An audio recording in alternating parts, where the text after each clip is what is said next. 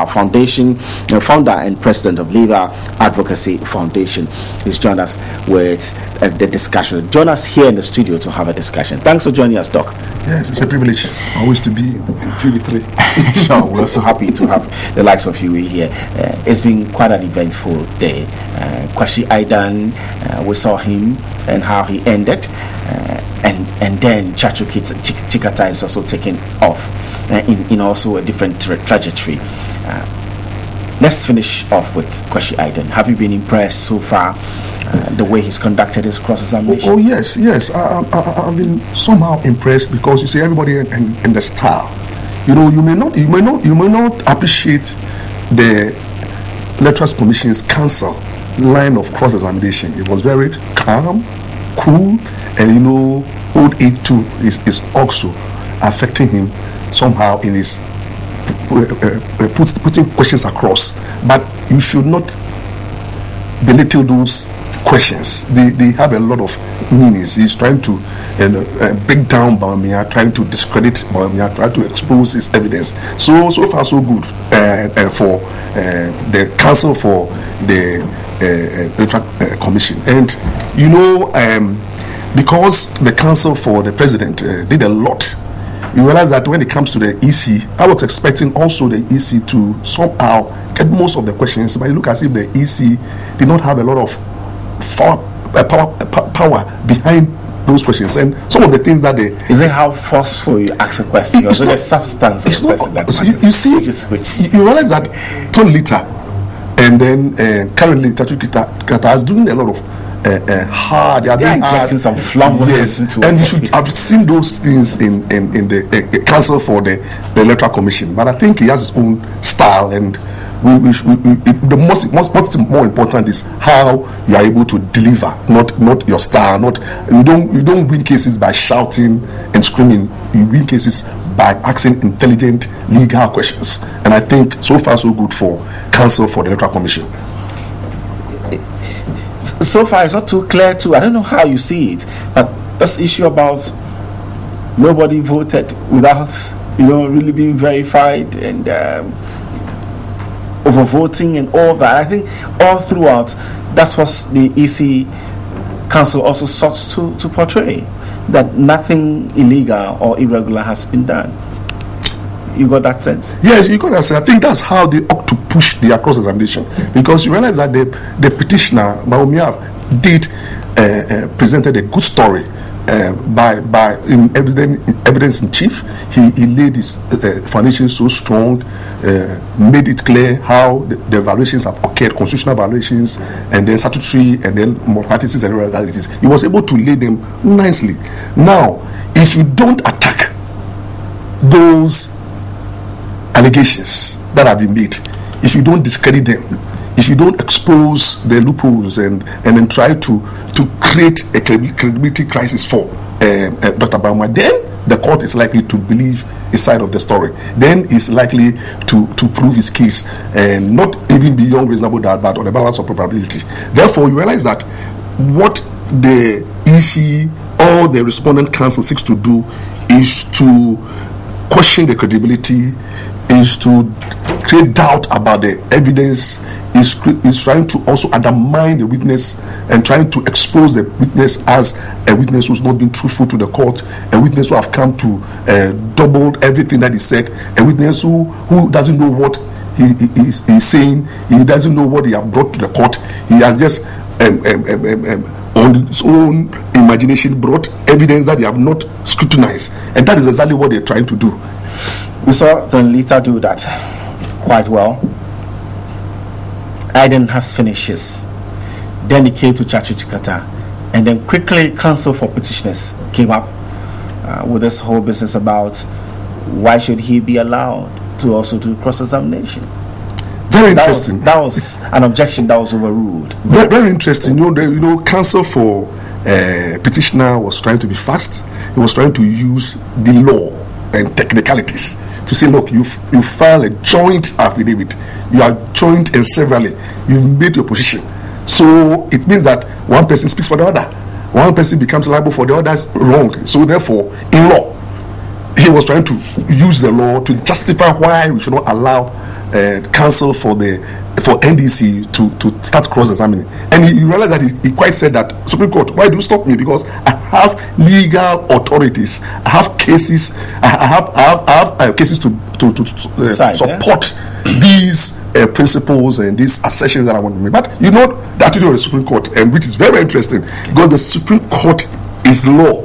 You know, the law is in the bosom of the judge, and then the Supreme Court have this thing that they are not bound by previous authority. You know, they can depart from their own authority. So he said that, look, all these authorities are going to cite, we can decide not to ignore it, because and these authorities, maybe you'll be citing high court cases, you'll be citing court appeal cases. Even if you cite a Supreme Court case, we are not bound by those cases, because it is a constitutional provision that the Supreme Court is not bound by its own decisions. It can depart from it at any time. So the Supreme Court said, we've taken this view that it will be unfair and it will be a political suicide. Although we are in the legal terrain, it will be political suicide for you not to allow Chachuchikata to cross-examine, because then decision or political decision? It was a legal and a political, because they are using the principle of natural justice, that if you have accused somebody, you should not condemn a person on earth.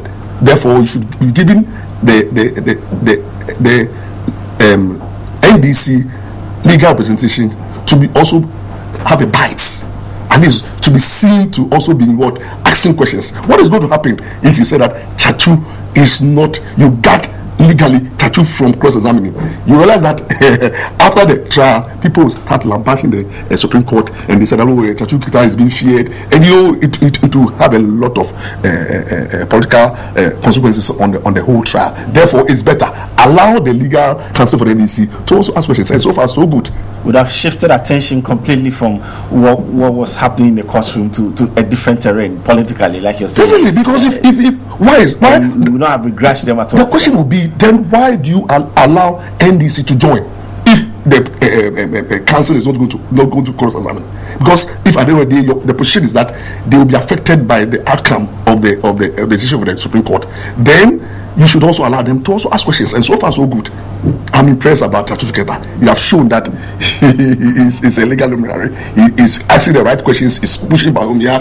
I'm so excited. Flamboyance with which he carries this job, or the substance? It's the substance. He's trying to create an impression that, look, Bawumia, you don't know what we are talking about. You've submitted P sheets, and the P sheets you cannot make certain definite and final conclusions. Those conclusions are rebuttable.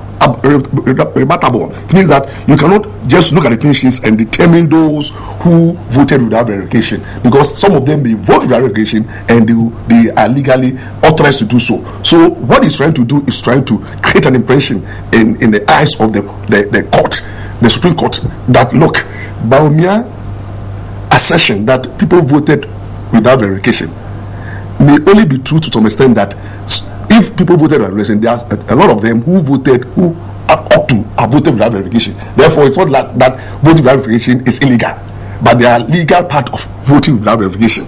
Therefore, you should be able to separate the two. But you see, my worry is that the totality. If, for example, those who vote with faces, that's the FO. If those who vote with faces and presume that they are disabled, they don't have a fingerprint. Now, how many are there? How many did the Electoral Commission capture them? Now, if you captured all of them, presuming that all of them voted, and then you have a situation whereby a lot of them, as claimed by Bawumia, 500,000 plus, and then the Electoral Commission made a claim, say, look, those who are FO under the registrar are 70,000 plus. 70,000. That's the issue side of it. That's good. And then he was telling Bawumia that they are not 3,000. But they are 70,000. Now, Bawumia is making an allegation that there are 500,000 people. So the question that you ask is that, presumably, suppose that, let's take the 70,000 all voted. Now, what about the 430,000? That's the question. That's the bigger picture that the Electoral Commission must answer, not the legal team of the president and then the NDC. The Electoral Commission must answer if it is true that on the pin sheet more than 500,000. That is the core of the issue, and I think that is where they have to address it. I get the impression, to start with, Dr. Bawumia sought to really lay a very good foundation for himself, for his case, that the evidence of an election is on the face of a pink sheet. And that's what he's been saying all throughout. Yes. I get the impression today from what Chachu is doing that he's seeking to discredit that. He's seeking to take away that emphasis. That the evidence is there. It's not just what you see.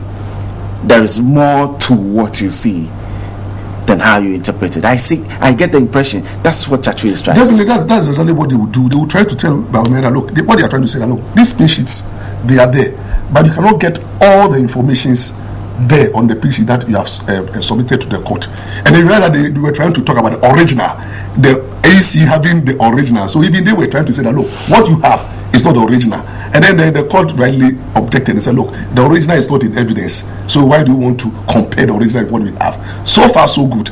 I'm so much impressed about the attitude. We'll cross over quickly to the Supreme Court area. We'll come back to the studio for discussions, just a further discussion that, well, understand we'll have to still continue with our discussion. We'll go over to the Supreme Court pretty shortly. We're just trying to struggle the signal to get our colleagues over there to talk to them what both sides have been saying to them now that the court is some recess of assault. And there's a lunch break, everybody should go grab something to eat. But Chikata is saying that they will come back with a list of things that they would wish to submit. Now, before we get to that, is Chikata not trying in a fine, in a subtle way to smuggle certain things in? Because he made references to the original pink sheets. Those have not been tendered here because they are actually in the custody of the EC, isn't it? Yes. Okay, maybe before you go on, forgive me, let's hold on to that and we'll come back. So let's go over now to the Supreme Court where my colleague is standing by with Donato Dazi. The Electoral Commission has successfully concluded their cross-examination of the witness, Dr. Mahamudu Obaomia, and indeed the NDC's counsel, Mr. Chikata, has taken over the mantle of cross-examination. We have here with us a legal or a member of the NDC legal team, Nana Atu Daze, to tell us briefly, his interpretations of what has transpired in court so far. Nana Atu Daze, welcome to TV. We are live on television. Yeah, thanks very much. And good afternoon to your listeners and viewers. It's been a very interesting day, undoubtedly. I'm sure you've seen it on the screen, yep. Where two very intelligent, persons are locked up literally in a big give and take. I always say that Dr. Baumia has shown a lot of resilience, showing that he's a very educated person, intelligent, he's shown quite a lot of strength, as a statistician and a gentleman. But from the cross-examination that's been going on, you can clearly see that the depth and the precision in the sharpness of the cross-examination coming up from Mr. Chikata. I dare believe that before today, it was a big debate all over the country whether he's worth his salt, but clearly, from the little that has transpired, you can see that he's actually a professor. And I will come to the depth of the cross-examination and what it entailed. But tell us, when the trial began, and the very fact that when Chikata got up to cross-examine the witness, the MPP's team didn't agree with the fact that Chikata should also cross-examine because of the fact that the NDC and the president presented one single affidavit. And so their thinking is that, if you are presenting one single affidavit, then it means that you cannot cross-examine the witness for a second time. Well, I think that was, with all due respect, and no issue, and the court treated it as such. And as we say in law, it was dismissed in limine. Without going into the merits, because really NDC is a party to this action. You get me? Now, every party to the action has been given an opportunity to speak to the issue. You understand? So equally well, they are entitled to cross-examine. I mean, the whole idea of getting to the truth is through the process of cross-examination. So if you miss out on cross-examination, you miss out on the case. Indeed, the three petitioners, Nanado, Dr. Baumia, Tanka, they're entitled to give evidence each for himself, and then each to cross-examine. But if they opt to do it in one go, that's their cup of tea, But as far as we're concerned, the evidence decree, it is absolutely clear that when a person gives evidence and is not prepared to allow a party to cross-examine him, that evidence is expunged, is taken out, is thrown out, is not considered. So to that extent, they knew that NDC is a party. Mr. Chajushikata represented the NDC. To that extent, I mean, NDC has its own right, it speaks for itself. It hasn't ceded its right to cross-examine or to lead evidence to another person. So why stop them? And really, I mean, it's just a bit surprising that argument ever saw the light of day. And I think that the judges widely dismiss it in limine. Now, that said, the Electoral Commission has completed its cross-examination. They used about 3 days to do that. I mean, 2.5 days, more or less. Do you think, Nana Tudazi, that they have punched enough holes in the evidence in chief given by the second petitioner to discredit what he said? Yes. I think that the evidence of the petitioner has come under a huge assault from the Mr. James Kwashaidan. I don't want to call the result, but quite clearly, I mean, he tactically moved the court and Dr. Baumia through the processes that we go through in voting. The whole idea, as you can see, is for him to show that everything that ought to have been done was done, and that if anything was left undone, it was just administrative or unintentional and not intended to benefit anybody. And I think that that's the biggest victory, that he was able to get Dr. Baumia to concede that polling agents were present, their polling agents signed, their polling agents were endorsed the results. So if at the polling station the results have been certified by your own agent, what's the problem? Now, the other argument is that 22 polling stations did not exist on the list of the Electoral Commission's list of polling stations. Now, Dr. Baumia's argument is that even though they sent some polling agents over there, it was a cautionary method or attempt to ensure that indeed their needs are taken care of. Would you, or do you think that the court will uphold this argument? Well, again, I would say I wouldn't want to call the result or how the court would decide. But quite clearly, I mean, the evidence is now in that even though they say they don't know about these 22 polling stations, you remember that's how we started, that these are unknown polling stations until they pulled out, they were able to pull out a document to show that in fact they have sent polling agents there. You can't say that you don't know a polling station which you have sent people there. But as they sought to show later on, I believe when the Electoral Commissioner himself comes, he will lead further evidence onto that. You realize that they laid a foundation by saying that, well, anybody and everybody who voted wherever, was captured in the biometric machine, and that machine registered the name, identity, the time you voted, and all that. It will be very interesting to see the global picture when the Electoral Commission comes and makes a presentation of this is what we did, these are the processes, and I believe that, like I'm saying, probably it will be very clearer that this is one of the fairest election that we ever had. Now, Nana, tell us, after Dr. Baumia, are we going to see the NDC General Secretary mounting the witness box? No, that is not the end. After Dr. Baumia, that's technically not the end of the matter. After Dr. Baumia, the petitioners will now have to make a decision. if, for instance, they don't think that Dr. Bawumia has said it all, then one of them or two may decide to take the stand and then complete it, what he has left off. Or they might decide to call witnesses out of the list that they submitted of affidavits to buttress their point. It's very important, so it is after that then the respondent will have to also open their case.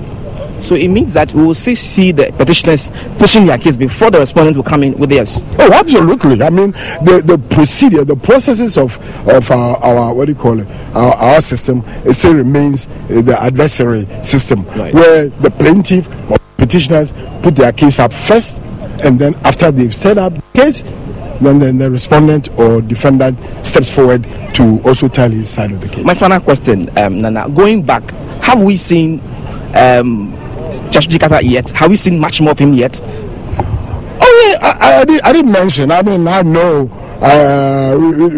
some of us don't call him Judge Chikata, we call him Prof T. I mean, he's lectured most of the law students. I understand the Chief Justice of Kenya was he marked his papers, for his master's PhD documentation.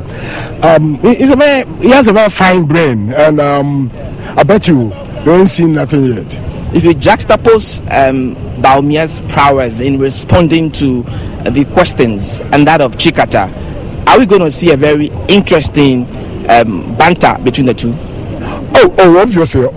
The way I see it, it's like in boxing, a lot of times you can see Dr. Bawumia not coming up fully with the answers, and the Chikata or the court will have to push him to come back. It's a bit of dodging and weaving, and but in this game you still have to be careful, because one punch may knock you out, and who knows whether Mr. Chikata has that knockout punch coming up. Nana Atudaze, thank you very much for your time. I'm very grateful. I've been speaking to Nana Atudaze, a member of the NDC legal team, who's been telling us his interpretation of what has transpired in court so far. Currently, court is on recess, and when we return, we are going to continue with the cross-examination of Dr. Mahamudu Bawumia. Currently, we are making an effort to speak to the MPP as well, who have taken their lunch break, and as soon as we get them, we'll put them right beside us so we can give their interpretation of what has happened in court so far. So, viewers, watching live television broadcast presence of the Supreme Court, and this afternoon we are continuing with the election petition brought by the New Patriotic Party in respect of the 2012 elections, asking the court to allow some 4 million votes, and we're still making frantic efforts to speak to the MPP, and as soon as we get them, we will let you have a taste of what they have to say. But until then, we remain at the Supreme Court premises and hand you over back to Adesawe. Okay, Thomas Adote Papo there. For a moment, I thought I saw someone in pink cross the camera, or let's say go behind Adote, talking about pink sheets here and pink colors for that matter. So Thomas Adote Papo, my colleague there at the Supreme Court, helping us with the discussion. At Tudazi, we also had his analysis of what's happening. He's terribly, very, very confident of what's happening there, and the fact that Chacho Chikata did a good job. Whether he will come back with more punches for him, obviously we expect him to speak that way, isn't it? Which, like he said, we're trying to get the other side as well to listen to what impressions they may have formed as to what took place, what transpired in the courtroom during the period that they engaged each other. Now it's a lunch break. I believe some people are eating. Ask whether would they be eating around this time? Yes, definitely. The Supreme Court judges will be eating. They are old. Yes, they are old, and they don't have the strength that they had in some years back, so they have to refresh themselves, and I think they need a lot of energy drink to put them on. And you see, let me comment on Atudazi's submissions. It was fair, but I just want viewers to know that this is the beginning. You see, it looks as if right now the respondent are throwing the punches. So if you don't take care and you are on the side of the petitioner, you think that what is happening. You see the thing, the petitioners are receiving all the blows, and they are receiving the punchings, and it is early day yet for you to even assess and evaluate the evidence. So when people begin to look at the issue from what Chachi Kitata is doing, it is not conclusive that he will either floor Bawumia. It is up to the court to look at the questions and the answers that flow, then the evidence presented to the court as a whole. We are not going to only rely on pink sheets. We are relying on video evidence, CD-ROM, and PowerPoint presentations. And so the totality of the evidence will determine the outcome of the case. Totality of the evidence determine the outcome of a case. We have so few more questions. I actually wanted to ask you about what Chachi Kitata was trying to do in terms of trying to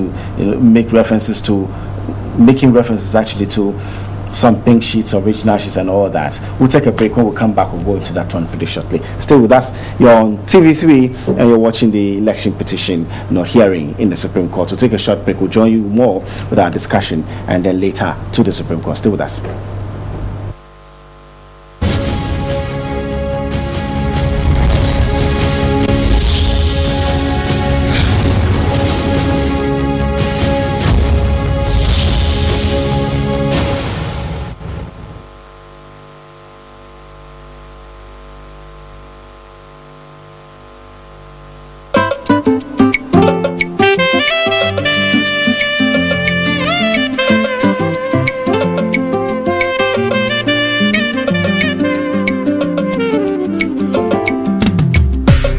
Ananya mina udo yiza wamado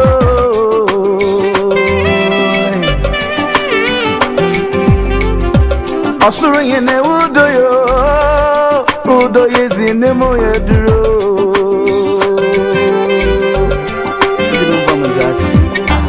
Fine Jesus udo yizi unconditional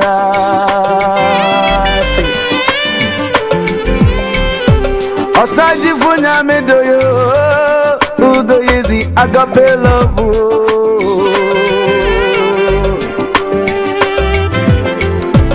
Enyanu mena wante mawa wanse mivyo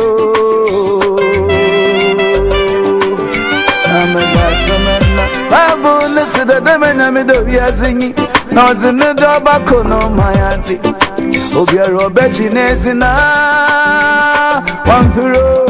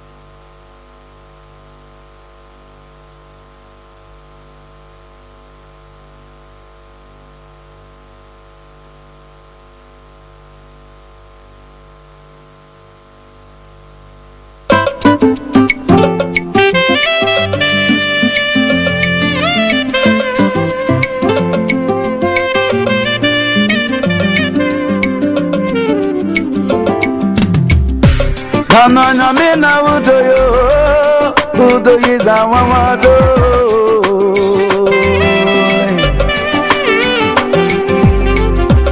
Osuru yene udo yizi nemo yeduro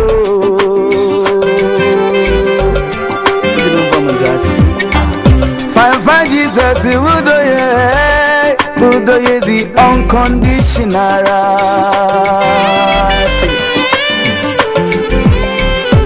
Osaji funya medoyo Udoye the agape love.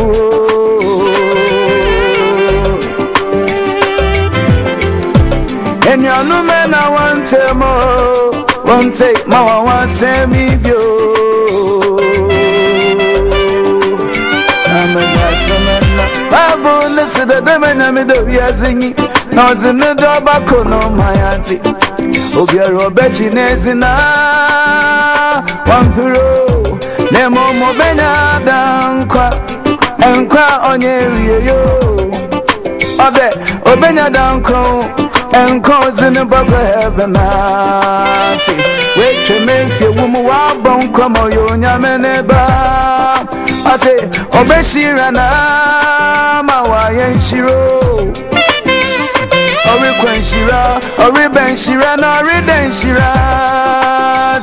Man Sebe Cambiara, obey you, Obokodo.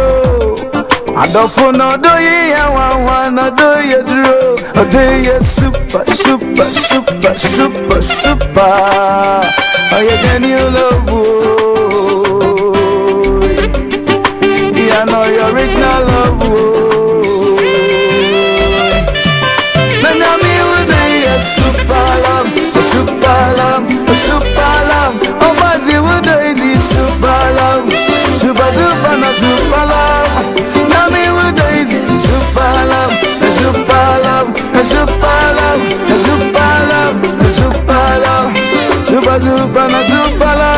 Oh, can you love? You know your original love.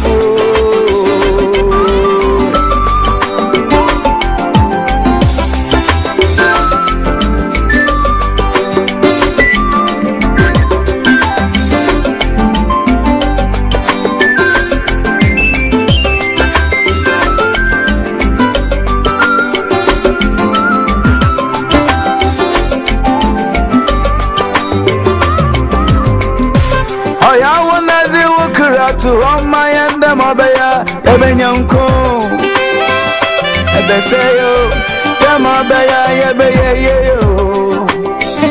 Wabu and the Masi, the Mabaya, Yebenyan Party, and the Yeni, the Mabaya, Yebaya Zifo. Only that we broke Rumono Nayana, I resign. We broke Rumono Nayana, found Chirayenda, Udo is our wado. He on Chirayenda, Udo is in the Muyadro. He know your original love.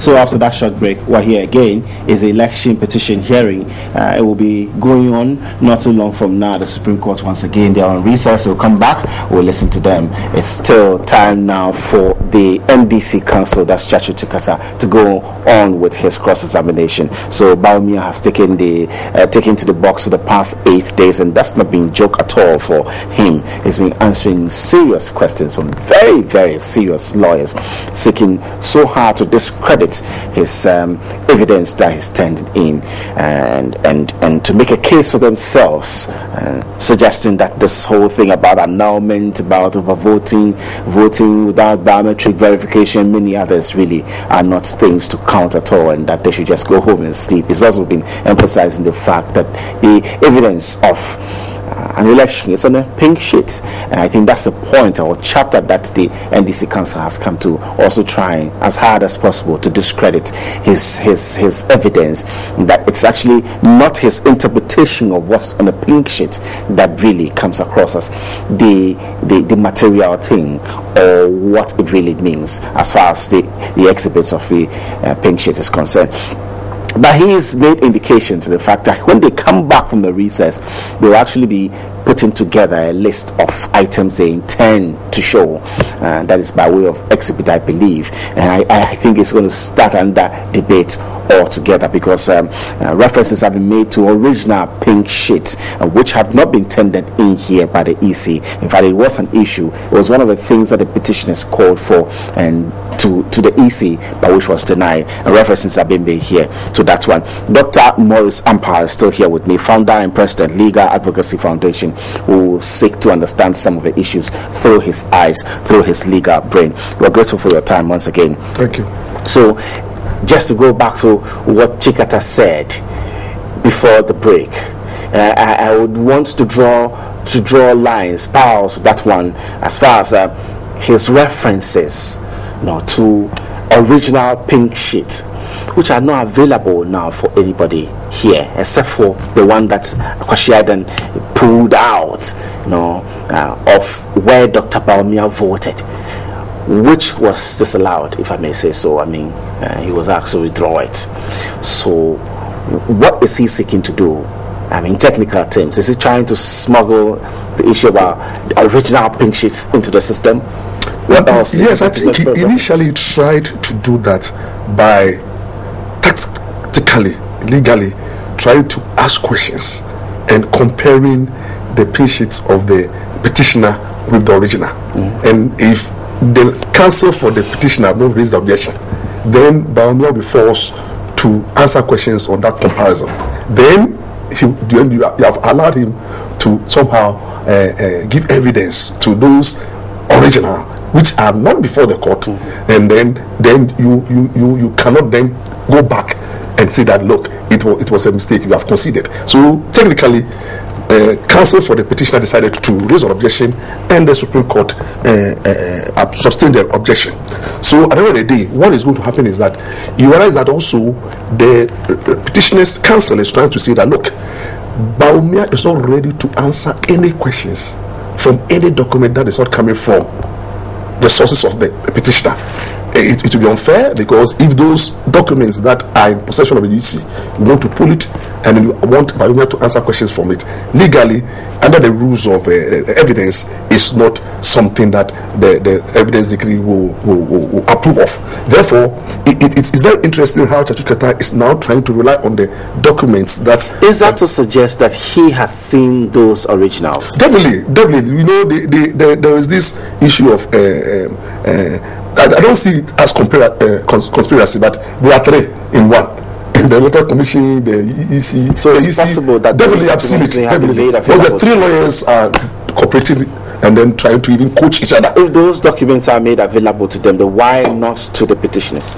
That they also sought to have those exhibited. That is where the petitioners' counsel is always going to make sure that you don't tender those things. You don't sneak them in. So it will be very interesting when it is time for EC to give evidence, because all that we are doing at the end of the day, after the case of the petitioner, now the respondent also must also tell his side of the story. Because just as Dr. Bawumia has been denied the opportunity of refreshing his memory, I think I look at it as that is what it will come down to when perhaps the EC takes to the box and would want to show the originals to make a case. So I think if you want to show the originals, the first, there will be objection, because the petitioner will say that, look, this is a surprise to us, we've not seen it, you did not tender, you did not file. So we either whether the EC would like to, at this stage or the trial, I don't know whether we would like to seek leave to amend by filing.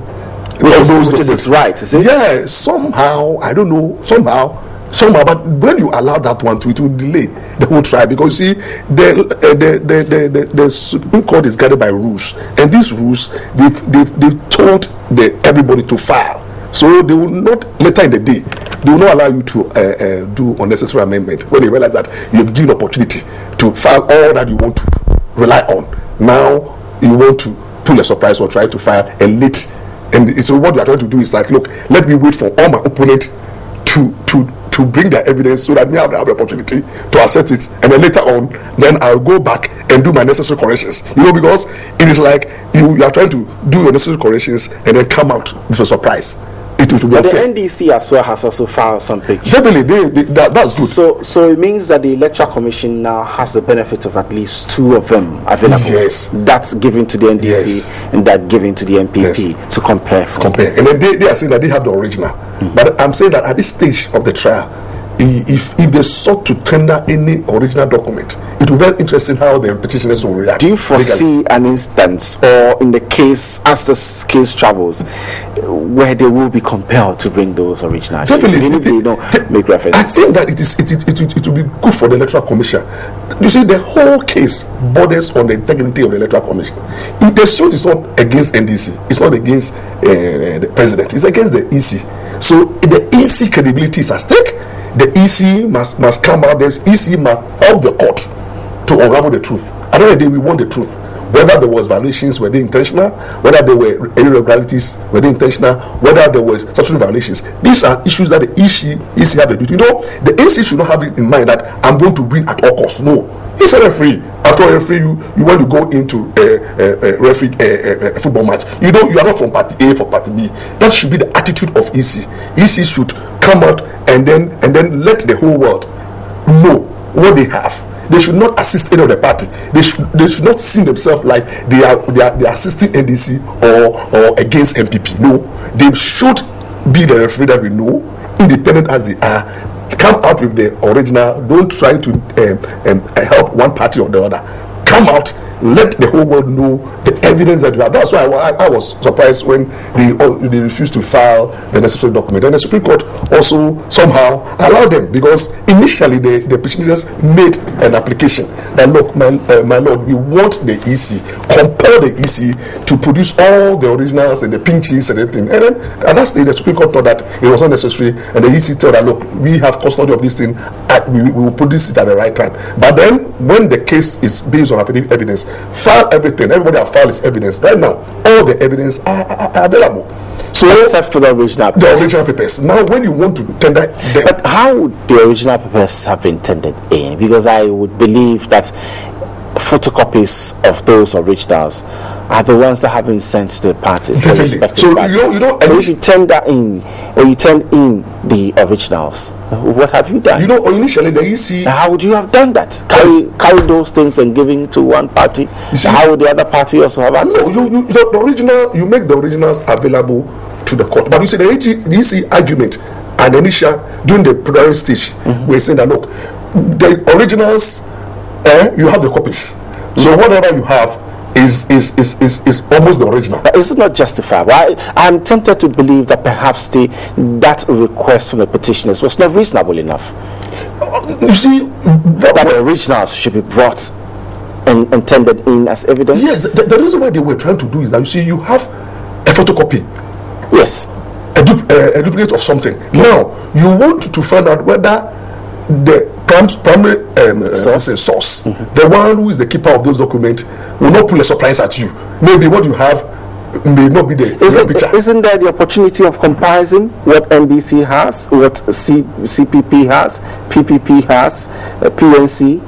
Isn't there the opportunity to compare? The petitioner is like, look, bring them, so that there will be this transparency, and then there will be like, you will not hide and then manufacture some figures. You realize that issue have come in when the petitioner sought to object. It's like going for an interview, and you are asked to bring, or let's say applying for a job, and you are asked to bring your original certificates and to leave them. Yes, when do them. As soon as something happens there, what happens to your certificates? Today's trial for life, isn't it? Yes. Today trial, the EC Council tried to put across certain document, and then the counsel for the petitioner said, look, this document, because they are some written in ink, others like photocopy, so the authenticity of the paper became an issue. And then the EC it was said that look, this is the original. This is what you have. Therefore, if you have anything else, you produce it. Okay. So we realized that the issue at that was actually overruled. Yes. Because they said that they had actually tendered in there as supporting evidence or affidavits to other documents. But the court said that look, you cannot tender it through Dr. Bamwa because he is not the originator of those documents, and it will be unfair. You see, so tender it through your own EC so that the petitioner will have the opportunity to cross-examine you on the authenticity of that document.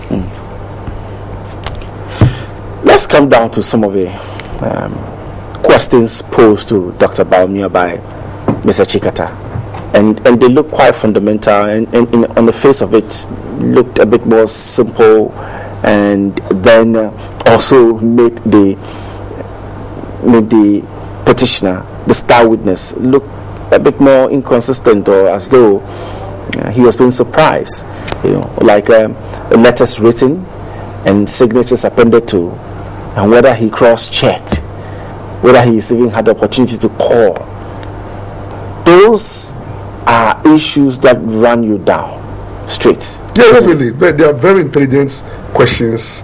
They are surprising, and they are straight to the point. And you realize that Bawumia being trying to be very smart as a smart witness, was trying also to not to open up himself to receive that punch. So he tries to say that look, even if all those documents you are tendering to us, they don't exist, we were trying to also make sure that we get our police agents at those places, and then the report so far that we are having is that there is no police station. So at the end of the day, whether there was or there was no, when it is time for the EC to tell his side of the story, he will then tender those things in evidence. Then the petitioner will have the opportunity to now cross-examine the EC on those 26 or 1,000 or something, 22 constituency that they said it does not exist. Yeah. So it was a very interesting question for Bawumia, and Bawumia was smart enough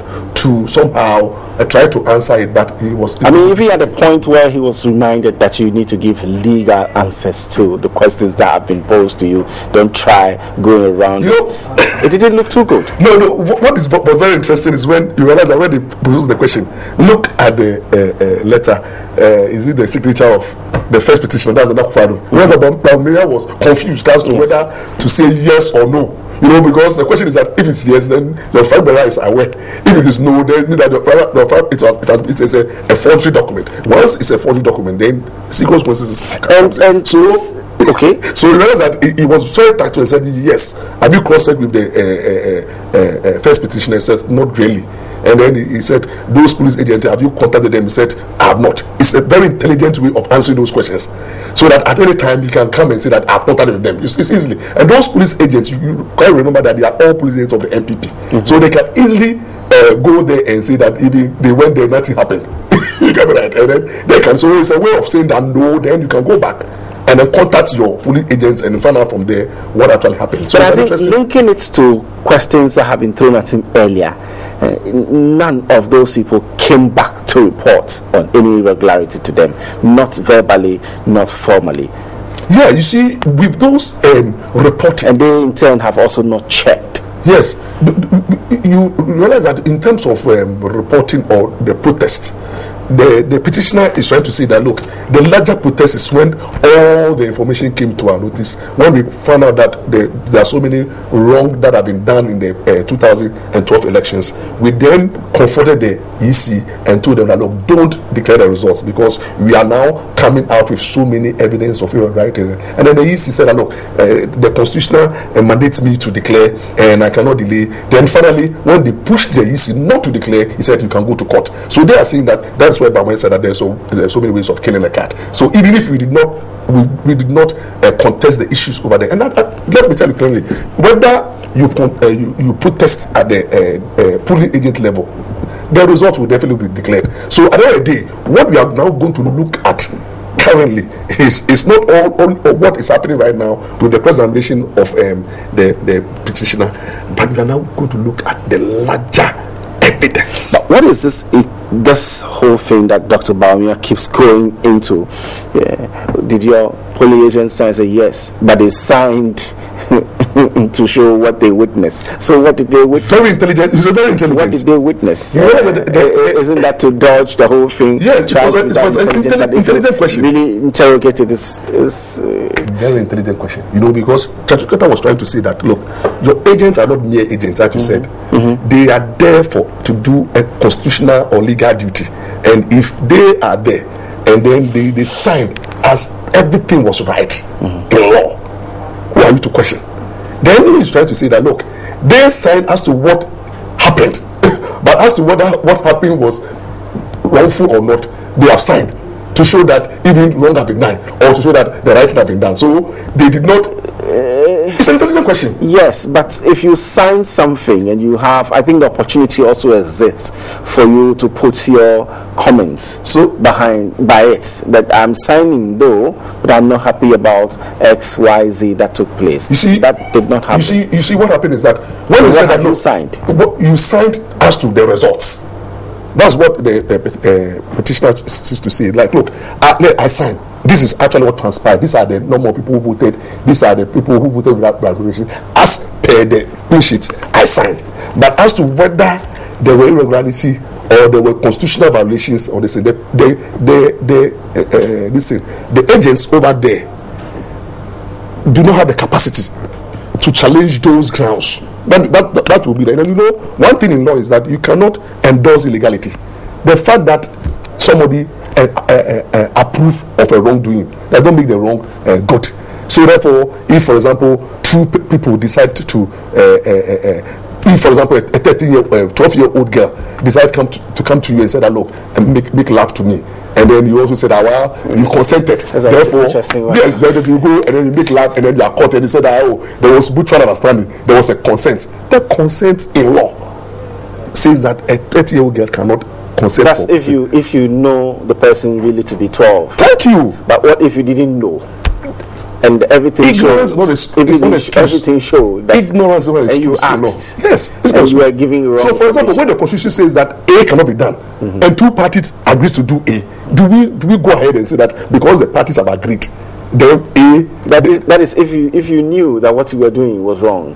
Yeah, definitely. I'm saying that you cannot intentionally in law two parties agrees to do something which is unconstitutional. The court will not uphold wrongdoing. So in law, if you agree to commit a crime, that agreement to commit a crime does not make the crime not a crime because there was an agreement to commit. So I'm saying that when there are constitutional violations, the Constitution is a document that is sanctity. It's like more than it's like the Bible. In Ghana, the Constitution is the highest law of the land. It's more like the Bible. Therefore, every provisions of the Constitutions ought to be upheld, and then every provisions must be respected. That's why when even the Supreme Court has a duty under the same Constitution that if anything is done which is contrary to the Constitution, they have a duty to declare so that the thing is unconstitutional. You see the whole thing. So that when there are violations and there are constitutional violations, you don't go ahead and say that where the parties agree to do what is unconstitutional, therefore the Supreme Court will uphold it. It will be dangerous precedent being set. So in this case, it's not only about the evidence, but it's also about the constitutional and the statutory laws. When people have made an argument that look, people have the right to vote, and under the same constitution there's a right to vote. So and how to vote is a constitutional right. So nobody can deny me. But you realize that the Electoral Commission has a mandate under the same constitution to determine who votes and who does not vote. He has to do regulations. So if the regulations of the constitution, the Electoral Commission is being violated, then you have an issue where you cannot say that because the Electoral Commission have set up a law and there is a higher law, that's the constitution. So even if you do something wrong under the statutory law, therefore the constitution will save you. No. So we are looking at this case in a very technical way. That's why I'm saying that it is very wrong for anybody to start jubilating now, because the larger issue is yet to come. Okay. And the evidence, the cross-examination is being interesting, because what Chachuketa seems to do, and at the end of the day, you realize that he will produce a lot of documentary evidence to show to Bawumia his own evidence to show that look, all these irregularities that they are talking about happened, and you cannot determine whether it's irregular or not because you don't have what it takes to determine those things. I get the two things for me. Let me start with one. I mean, I had one, but I'll push it to the background to start with. who now should be brought in to make a fine interpretation of what's on the face of a pink sheet? Why have we left that to the parties now? Because from what's happening, from the cross-examination that's taking place now, it's as if both parties have their interpretation of what exists on the face of a pink sheet really is. And that is why the lawyers are there. They will challenge.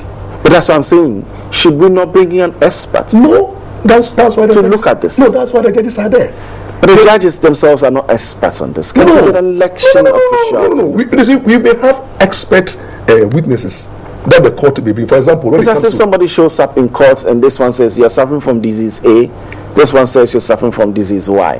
Who best? You see, should we bring? You see, the Supreme Court, the doctor or something. The Supreme Court judges are there now.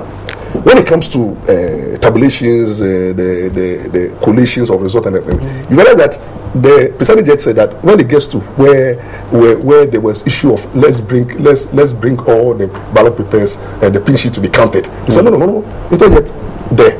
When it matters, the Supreme Court will order for an expert, either from the petitioner and the respondent, the experts who will go in and do their calculations and tabulations and this thing. And those expert evidence are not even binding on the judges. They are just opinion. No, they just come out with their writing that this is what we found. And then the Supreme Court has a duty to also look at the evidence that have been led and the documentary and then come out with a final decision.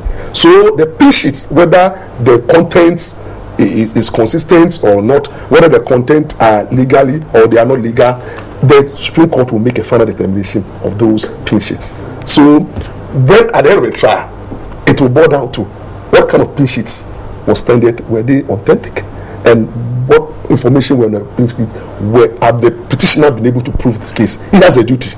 The petitioner, the burden is on the petitioner. He is alleging, and he will allege this must prove. So it's not proving. But what the respondent is trying to do is to throw doubt, to reduce. But that's what I'm saying. Isn't there the opportunity for someone, an expert, to come and say, okay, this is what the petitioner is saying as per his interpretation of what's on the face of a pink sheet. This is what the respondents are also saying as per their interpretation of what's on the pink sheet. But I'm an expert here. I designed this form. Okay, this is what it means. That one, the experts, that one, what we can do is that the parties may call their own expert witnesses. Like you can call somebody who you think that is an expert, and then you put him there to support your case. Then that person will be cross-examined by your opponent. Then you can make also an application before the court. My lord, we are lost as to it. So can you have an expert witness to come and assist the court? Because I think I've seen in some movies and all that there are times when even medical, doctors, surgeons, and all those things are brought to courtroom to really give proper understanding of what may be a disease and what the condition is. Trust me, why are we not coming to that? It will come to that stage. It's early stages now. The judges are now trying to listen to the parties, and when they think that there's a need for an expert evidence, they will so order that the expert evidence should come forward and then assist the court, not the parties, assist the judges to make a determination.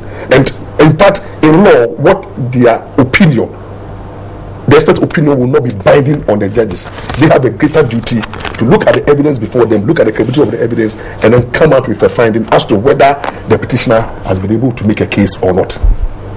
I also find, that's the second one that I'm putting to you now, I find interesting, and this question I've asked before, I mean, issues about authenticity, about forgery, and all that, as far as documents that have been tendered, they're showing up by the day.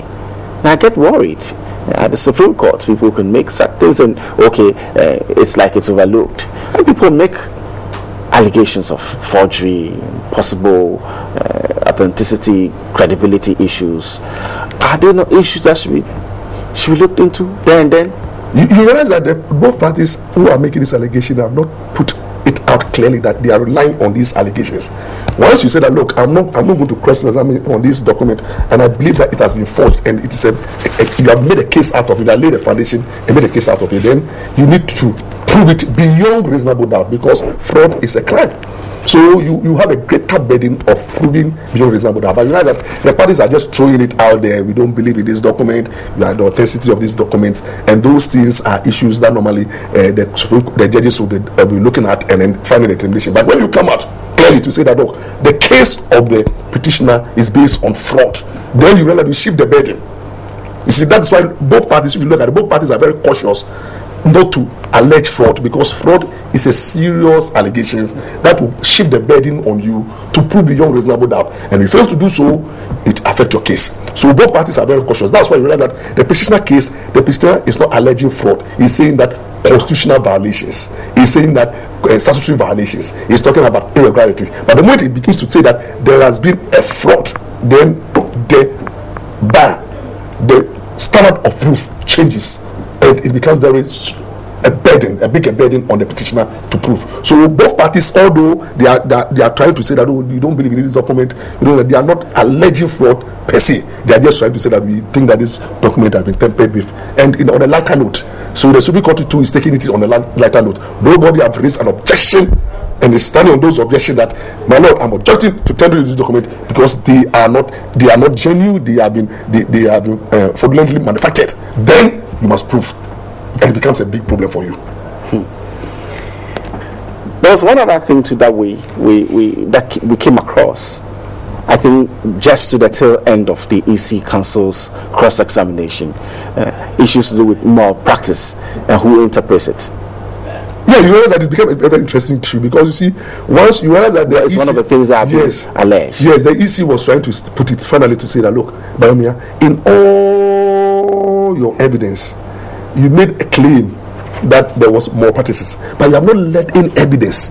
You've not given one example of what constitutes more practice, and you realize that there it became the Supreme Court judges were not comfortable with that word. They were saying that whether more practice have taken place or not is a legal question that the court must determine, but not the the court will have to do the determination, yes, as to what constitutes a malpractice. But realize that when I don't have a trial. I don't try to make a final determination on the matter. So but realize that Baumia then went ahead to give examples of what he thinks constitutes malpractice. But that one is a legal matter for the court to determine. And then the parties, the legal team of both parties, will address the court on the issue. What constitutes malpractices in law under the electoral laws? What constitutes malpractice? They may cite electoral authorities. They may go and cite the constitutional authorities. They may cite dictionaries. They may cite legal dictionaries to support their case. Look at other jurisdictions, how malpractice under the electoral regime has been defined. And these are all things that they invest on the court, for the court to we have to wait and go through all these one after the other. Yes, definitely. We have to wait, and that's why I'm saying that it's early day yet. What we are seeing is very interesting. Ghanaians must follow. I'm so excited. Ghanaians must follow it. We are learning gradually, but everything that is being done, we must be cautious, because that's not the end. What Chajikata is going to continue. He's going to continue to create the impression, try to discredit the petitioner. That look, what you talk about biometric. People voted without biometric verification. It's not something that the court must believe you, because you yourself, in determining how people voted, you have not been clear in your mind as to those ones which are mandated by law to allowed to be voted as without biometric verification, and those who in law are mandated. You must be clear. But already, as I'm saying, with the larger picture, as the EC have considered, if 70,000 people were supposed to vote with face, and then we have the petition is able to prove that 500,000 people voted who have fingerprint, but they voted without recognition, then a case has been made, and those 500,000 is up to the respondent lawyer to reduce it, to tell the court that they don't exist. It's not true that on the face of the patient you can identify 500,000 as they have to do with the existence of those police stations and all that. Let's come back to Chikata. I mean, basically, have you been surprised at his performance, judging from the fact that we've seen a lot of weight and substance and flamboyance being thrown into what Tonlita started with, and then how the EC's council also came in with those cross, questions and all that, and then now people were thinking, so what is he going to talk about? What's there left for him? I'm not surprised at how I'm not surprised, because the man is a law lecturer. He knows the legal game. He has been in court. You can remember he defended himself on several times, on occasions when his criminal matter came up. He's now currently in the Supreme Court challenging his conviction. He's known to be a man of the court. So definitely he will try to impress, but it's not about impressing. It's not about that. Putting your case across, because you are in court not to impress, but you are in court to make sure that the opponent case do not stand. But I mean, the impression, is he impressing? Asking the relevant questions. Whether he's asking the relevant questions is impressing, but the larger picture is to look at the totality of him. So I'm expecting them not only look at the one pin sheet and the other pin sheet, look at the totality of the evidence that Bawumia have put out there. That is when they come back from the recess. Yes, the bigger one. Look at the bigger one picture and address those issues. For example, you realize that Bawumia chipped in something very interesting. He said that, look, according to the second respondent, the EC, there was nobody who voted without verification.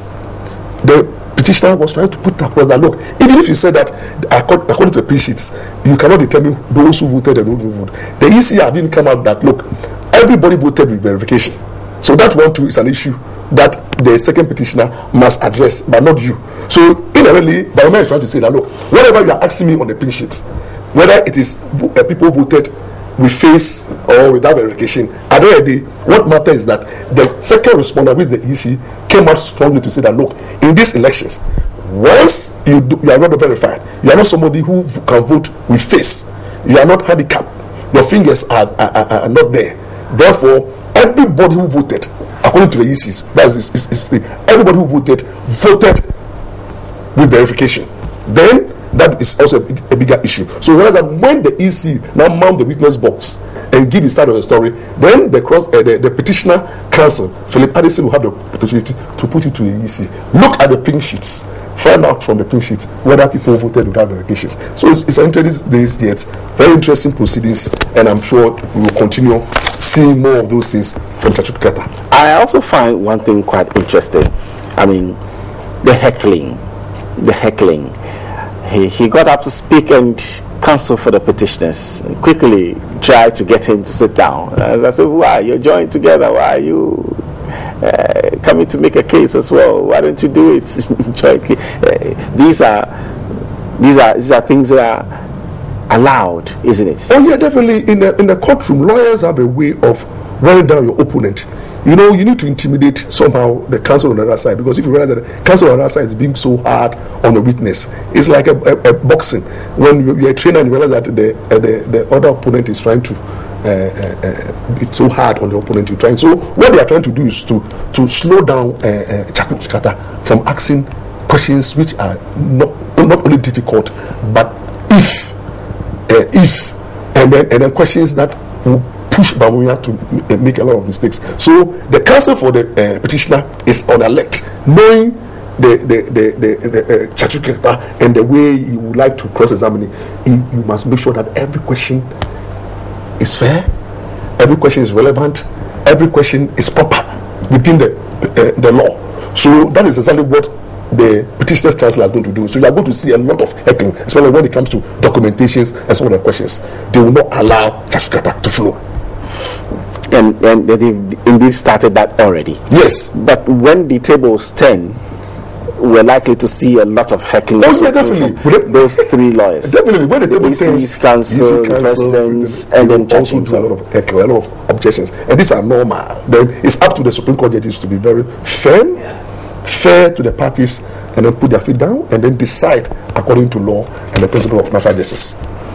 Do you think, from what we've seen so far, the 8 days or so, that a clearer picture is beginning to emerge, not necessarily of which way it's going to go, but are these lawyers doing their best, doing what it takes to give all of us a fair understanding of what's happening in court? I commend all the lawyers involved in this case, especially those who are actually leading the various legal teams, because this is a case which has international dimension.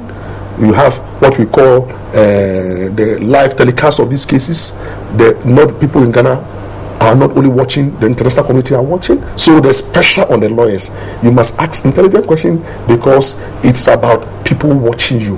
And if you are not a good lawyer, you will not only be assessed by the public, but other lawyers too are watching you. So if you don't deliver, they will know that you are not doing well. And so as of now, the two lawyers are trying to box each other. And at times you realize that you may come in with an objection just to confuse the opponent, like what Felicity Azini did. He realized that Chachukata will definitely in law will cross-examine, but he decided to test the pulse of the Supreme Court judges to find out whether they really can stand on their feet, and so if you're able to convince them, Chachukata will not have had the opportunity to cross-examine. And that's what you do. You try a lot at times as a counsel to push in, and they were going to cite a lot of authorities. I was so disappointed when the Supreme Court judges did not allow them to cite the authority, because the Supreme Court judges are saying that they are above the authorities. But what happens about we the lawyers? Are they themselves authorities? I don't know. Are those not their own colleagues? Yeah. But you see, those authorities. The reason why I'm not happy with them is that those authorities, and I don't believe that any of them have sat on a case like this before. Yes. So maybe in this case, yes, those authorities will help educate us. Because then when you have a case and it's not before the Supreme Court, and you have a joint application by both parties, you know the authorities that you can cite to prevent a party from a cross-examining. So the Supreme Court did not help us at all when they objected to the counsel making a full submission as to why he thinks that Chachukata ought not to be allowed to cross-examine. He should have allowed the petitioner to make a full submission, cite various legal authorities to buttress their point, and then they end up by saying that, look, all these authorities are good in law, but the same constitution mandates as the Supreme Court not to be bounded by our own decision. So you can cite any other case, but whatever we say here is final. And can you guess any case they would have cited? Oh, there are so many authorities, and they may even cite maybe Supreme Court decisions in the past as good precedent why they ought not to. But you realize that, as I've quite clearly said, under the same constitution, the constitution says that when it comes to the Supreme Court, they are even not bound by what they say today. They can say 1 + 1 is 2 today, and tomorrow change their mind. What will make them do that? When they realize that the justice of the case will make them do that, when it is fair, when it is proper in the interest of justice and the interest of the justice of the case, you realize that, look, if they are going to rely on their previous decision, it will bring a lot of maybe hardship, or it will delay the trial, or it will create a lot of injustice. They have what it takes to allow them to deviate, and then by deviation they set another example. What are your expectations once we come back? My expectation is that once we come back, Chikata have gone to refreshed. You realize that now the two lawyers, they are going to give him more ammunition. So those two lawyers, the president, counsel, the electoral commission counsel, if there were certain questions they ought to have asked doctor, and they failed to, they were going to give all those ammunitions to Chikata to be able to throw the axe. And so we should expect hot, very interesting, but at the same time the petitioners counsel will be objecting as the cross examination goes on, because they will not sit down for Chikata to do his own thing at the court. They will try to come in.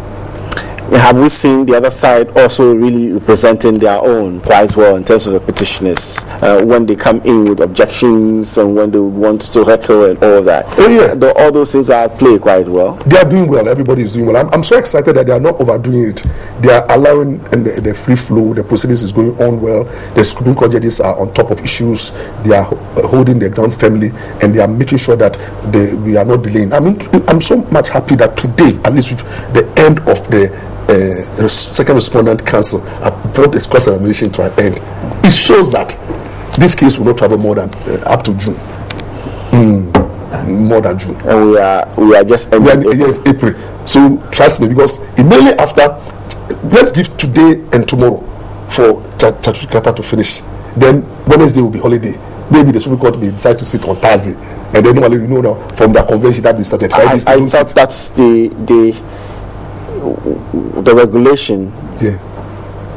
says that they can sit every holiday. Public holidays and even weekends. Workers' Day. The Supreme Court will look at the issue of Workers' Day. Themselves are workers and they are celebrating their day. So definitely Wednesday they will take a break and then maybe resume on a Thursday and maybe take a break on Friday, or they may decide to use the Wednesday and then replace it with Friday. So they will sit on Thursday and Friday because they want an early trial. They want this thing to come to an end. They are not comfortable. The Supreme Court judges are not comfortable with the cameras. I'm telling you, they are not comfortable at all. Why? There's like some invasion. They are not known to cameras. They are not known to a light. It's not easy to sit and then all eyes on you. They are not comfortable at all. So realize that they want this cap to run over. And, please, let's hurry. So they are going to push the parties, and you're lucky enough to all the evidence are already there. The documents and evidence are already there, so they are just allowing the parties to do what they ought to do, so that it will make a full trial. You are saying that they go back to their chambers and everything else is made available, so that in spite of what you say in court, yes, they are also taking the trouble to go through them. So this issue about duplicate sheets and all they are working around the call. Yes, they have to do. You see, you don't as a judge, you don't sit down for lawyers to do their own. Lawyers are smart. They may sneak in certain things. They may do certain things. That's not exactly what the counsel for the petitioner want to do. You raise an objection. So you see them. They say that they are the law. So you don't sit down for the lawyers to dictate. You as judges also do your own underground background checks. So at times, most of the things that they are asking, some of them the judges have already formed an opinion about those things already, and the evidence. That's why they said file affidavit evidence. Bring all your evidence and then the supporting document. So as of now, they've started looking through. I'm sure even Friday that they don't sit. Maybe Friday, Saturday, Sunday they go through this evidence and try to narrow the evidence and look at the issues individually, independently. They don't do it in a group. Every judge goes home and then try to do another. So at the end of the day, they know what actually somehow the outcome of the case. It means that for now, Supreme Court judges would have left every other case and be dealing with this. No. Because they have other cases that they are setting. When a case is being aired, they have other responsibilities. That's why they said that they have to leave Friday. So the other Supreme Court cases are going on. When the case is on, and on the 14th there will be judgment. And then I think on the 21st there will be a judgment on 2 Oyome cases. So there are a lot of Supreme Court cases going on. This is more prominent. This is more it's a burden on them, and they want to do away with this, so that the invasion of the police and the presence of the camera and then the peace of the nation, they want to dispose of this case. Have we prepared them well enough? Looking at the kind of pressure that we're bringing to bear on them, we are exposing them virtually to the cameras, we're exposing them to the political terrain, we're exposing them to a lot of volumes of material they have to deal with and all of that. You think that we are positioning them well, we're preparing them well for that? I think what we need to do is to start praying for them. This is the time for the Supreme Court judges to assemble men of God. Tell them it's right to start praying for them spiritually, so that they will not be attacked spiritually. Because in these situations, it's a reality. You have other parties. It's a reality. Mm-hmm. Other parties going to. And you are a lawyer, so. Yes, I'm saying that when it comes to issues like that, you make other party going to chant, do all kinds of voodoos and this thing just to get the Supreme Court to be on their side. Don't underrate those things. Where you'll be forced. We have cases where we have seen clients who come to court and their case is about to be heard, and then you see a client standing facing the east and then chanting. Some of them chant, use white handkerchief. They come to the court, and then you, the judge, you are confused. You quickly call their case and you are adjourned. You get me right? People do all kind of things, and in Ghana, this is a traditional setup. The spiritualists, I'm telling you, in this country, there are people who are spiritualists who can say that if you want to keep being this case, come and see me, and I know what to do just to get the Supreme Court to rule on your favor. There's more to what we are seeing. The trial is going beyond the physical. It's moved into the spiritual. And people in the spiritually are finding out whether, even football, normal football, people go and consult Malam and then pray. How much more the decision of the Supreme Court? So people have started praying, and people have started doing all kinds of. That's why we need the whole nation. Men of God must start praying for the 9 Supreme Court judges, for boldness and fairness, for God's favor to be on them, God to give them the spirit, not the spirit of fear, But God has not given them the spirit of timidity. They should not be timorous souls. They should be bold enough to stand the pressure and to declare. And then at the end of the day, God should also give them that protection that they need after the decision. So we need to pray for them. So it's not just work for the parties to go and prepare their respective supporters, what to do in the event of any outcome. But now the burden is also... Oh no, but it goes beyond. Even it will surprise you that the lawyers are there. Some of them, your lawyers, they can go and chance you. You guys stand and you cannot open your mouth. You have so many things you come and then when you begin to you realize that you are blank. It happens. So spiritually, people are fortifying themselves. You see the thing? So this case is not a case where you just look at the case like that. It has a spiritual connotation. The judges must be prayed for. The councils themselves must pray for each other. It's a landmark case. So anything can happen. There are people who don't believe in God. There are people who believe that, look, they have to win this case at all costs, and they are ready to do anything. That's why the Supreme Court judges ought to be prayed for long life, strength, and then for God to give them the grace to uphold the truth. Maybe a national session. We need to national prayers for the Supreme Court judges. If God we will bring them and pray and anoint them one by one and ask for Holy Ghost so that they will do the right thing in the interest of the nation.